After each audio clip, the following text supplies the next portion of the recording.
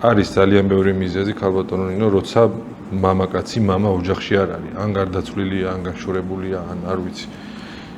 სამწუხაროდ ციხეში არ ვიცი. მარჩინალია და ემიგრაციაშია წასული.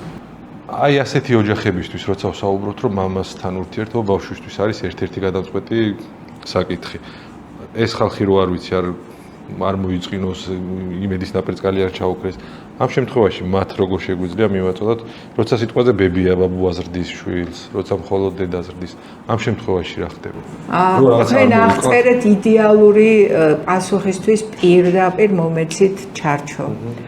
როდესაც მამა რაღაც მიზეზით არ არსებობს, ოჯახში აუცილებლად არის ვინმე მამაკაცი, ეს შეიძლება იყოს ბაბუა, ეს შეიძლება იყოს ბიძა, ეს შეიძლება იყოს თუნდაც მეზობელი, აუცილებლად მამაკაცი, რომელიც აგრძნობინებს პიროვნულ მომენტად ჩამოყალიბების პროცესში ზურგს, მხარდაჭერას.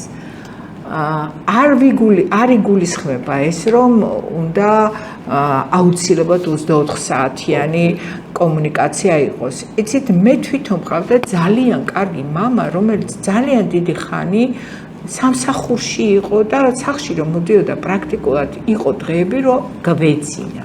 და საათები, დღეები ვერ ვნახულობდით, მაგრამ ყოველთვის არსებობდა კვირის განმავლობაში რაღაც პერიოდები, როდესაც ის აბსოლუტურად სრულფასოვნად თავის დროს გვიწყვნიდა ჩვენ ოჯახს.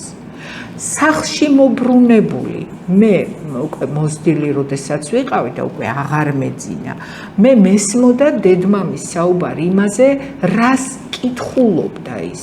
არ ეკითხებოდა საჭმელი რა გააკეთე ქალო, იკითხავდა ბავშვები ხომ კარგად არიან, რას აკეთებენ და მაშინ არ იყო ისეთი კომუნიკაციური საშუალება, როგორც არის ტელეფონი. ნეტარს ახლა არ იყოს. არა, მე ვერ დაგეთანხმებით, ამან ბევრად უფრო საინტერესო გახადა ცხოვრება და თუნდაც აი მამა, რომელიც არის სხვა ქვეყანაში, მას შეიძლება ჰყავდეს მეგობარი აქ, რომელთანაც გაშუალედებულად მამის დახმარებით ტელეფონის სრულიად განქორწინებულმა მშობლებმაც აუცილებლად უნდა იცოდნენ, სრულიად დაშორებულმა მშობლებმა, რომ არსებობს ადამიანი ბავშვის ცხოვრებაში, რომელსაც ვერავინ ჩაანაცვლებს, ან თუ ჩაანაცვლებს, მხოლოდ და მხოლოდ გარკვეული მოცულობით, რომ მის კეთილდღეობას საფრთხე არ შეექმნას.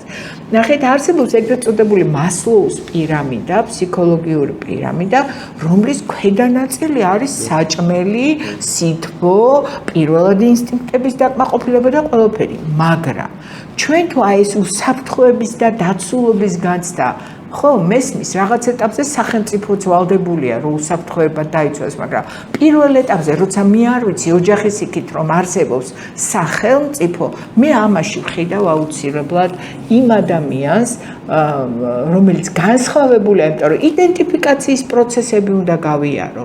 გოგო ვარ, ჯერ უნდა შემიყვარდეს მამაკაცი, მერე დავშორდე და დედასთან გავაკეთო იდენტიფიკაცია და მამაკაცი ვარ, ჯერ უნდა მიყვარდეს დედა, მაგრამ მე ესე იგი განსხვავებული ადამიანი შეიძლება იყოს, ჩემი მაგალითად არა გვარის და მაგრამ მასთან ოღონდ ისეთი ადამიანი უნდა იყოს შერჩეული, ასე გვეუბნებიან, ასე გვასწავლიან ჩვენი დიდი წინაპრები ფსიქოლოგიაში, რომ დაუშვათ შეთანხმების კონტექსტში ზიანი არ მიაყენოს ამ ადამიანს. ამიტომ სწორედ აი წევან ვახსენეთ ეს 3-5 წლიდან დაწყებული სექსუალური განათლება, შემდეგ უკვე მოგვიანებით იერარქია უნდა მივცეთ, ვინ აუსაფრთხო, ვინ არის საფრთხის შემცველი, მაგრამ საფრთხის შემცველი არა იმგვარად, რომ გარე სამყაროს მიმართ საერთოდ ნდობა წაიშალოს, არამედ სად უნდა დაიცვას პირადი სივრცე და სად უნდა რა გააკეთოს საჯარო სივრცეში.